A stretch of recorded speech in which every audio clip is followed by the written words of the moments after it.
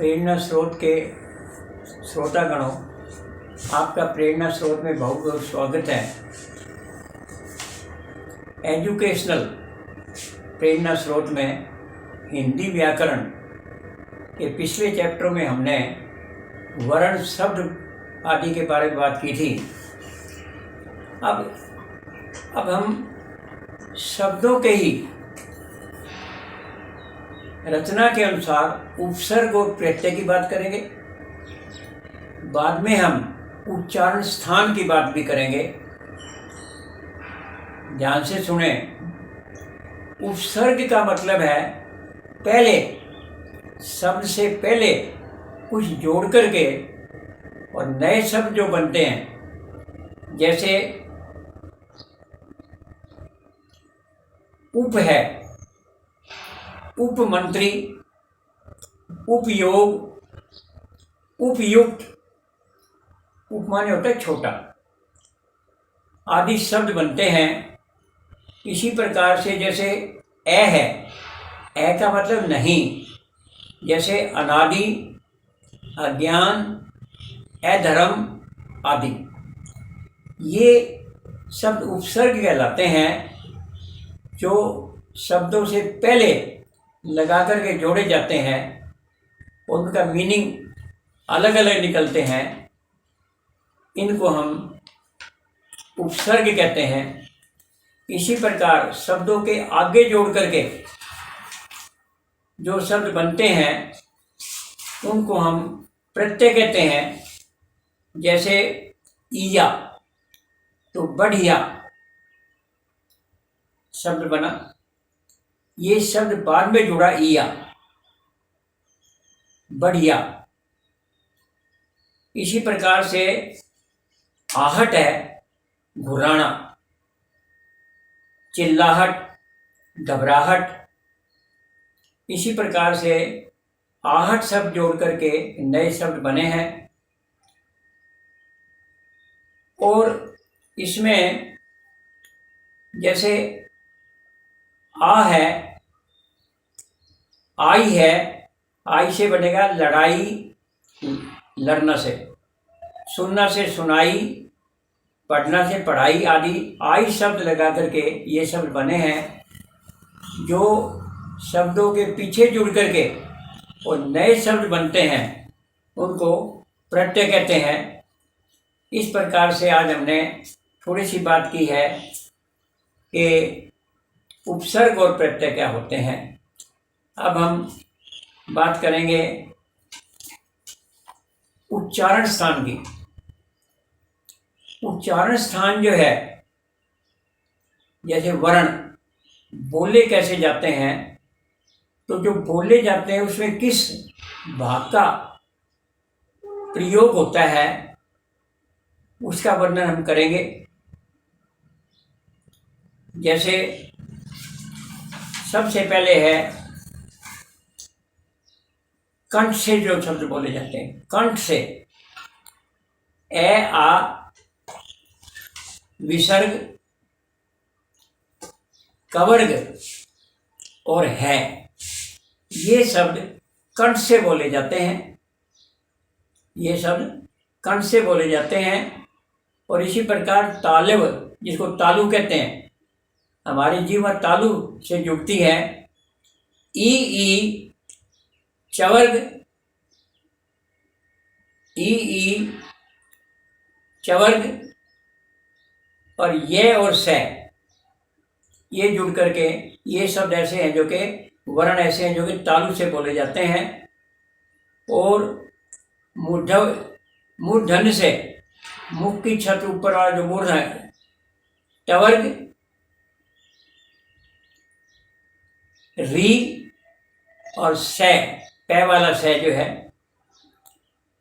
मूर्धव, और दंत से तवर्ग,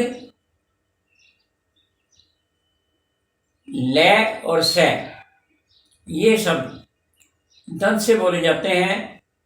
ओष्ठ, होठों से, जिन पर होठों का ऊ पवर्ग, ये शब्द जो है होठों से बोले जाते हैं।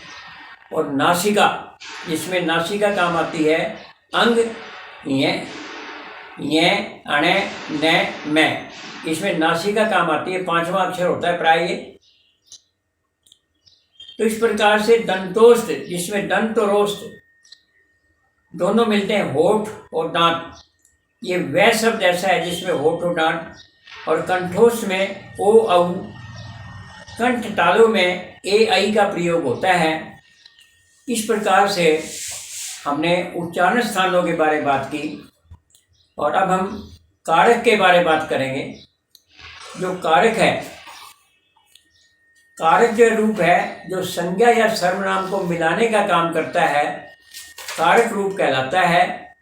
और इस कारक रूप के अंदर जो है, हम इसके अंदर बात करेंगे कि कर्ता ने कर्म को करण के द्वारा, इस प्रकार से बातें करेंगे। तो ये जो कर्ता ने, जैसे राम ने, कर्म को जैसे रावण को, के द्वारा, बाण के द्वारा, और अपादान होता है के लिए। और इसी प्रकार से संबंध शेषा काके की, और अधिकरण में मे पर हे अरे ओ आदि होते हैं। तो इसका प्रयोग जैसे संस्कृत में बहुत ज़्यादा होता है। तो कर्ता ने होता है, जो कर्ता, जो करने वाला है वो कर्ता होता है। कर्ता ने यानी राम ने, कर्म को यानी रावण को, और बाण के द्वारा, बाण के द्वारा अपादान होता है सीता के लिए।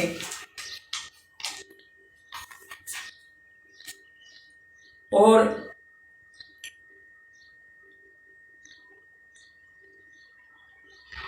अधिकरण होता है में पर, लंका में जाकर के मारा। इस प्रकार से ये संस्कृत में इसका बड़ा भारी महत्व है। कर्ता ने कर्म को करण के द्वारा, संप्रदान के लिए, अपादान से, संबंध काके की, अधिकरण में पर, संबोधन हे अरे ओ आदि ये कारक के रूप में बताए गए हैं। संस्कृत में इनका बड़ा भारी शब्द रूप में काम आते हैं। जैसे हिंदी में तो 2 वचन होते हैं, 1 वचन और 2 वचन, द्विवचन, परंतु संस्कृत में 3 वचन होते हैं, 1 वचन, द्विवचन और बहुवचन। इस प्रकार संस्कृत में ये शब्द बड़े काम आते हैं। तो कारक रूप का हमें ध्यान से समझना चाहिए। ये संस्कृत में भी बहुत काम आते हैं। एक बार फिर, कर्ता ने यानी राम ने, कर्म को यानी रावण को, करण के द्वारा मतलब बाण के द्वारा, संप्रदान के लिए सीता के लिए, अपादान से यानी बाण से तीर छोड़ करके, और संबंध लंका का राजा, अधिकरण लंका में जाकर रावण को मारा। हे राम तेरी जय हो, हे राम तेरी जय हो। इस प्रकार से समझाने का प्रयास किया गया है। तो ये तीनों चीज़ें आज जो हमने बातें की है, उपसर्ग, प्रत्यय, उच्चारण स्थान और कारक के बारे में बात की है। बाद में नेक्स्ट उसमें बात करेंगे हिंदी व्याकरण के रूप में, वो बाद में बात करेंगे। आज के लिए बहुत बहुत धन्यवाद आप लोगों का, और अच्छे लगे तो आगे बढ़ने का प्रयास करना, आगे बताने का प्रयास भी करना। धन्यवाद।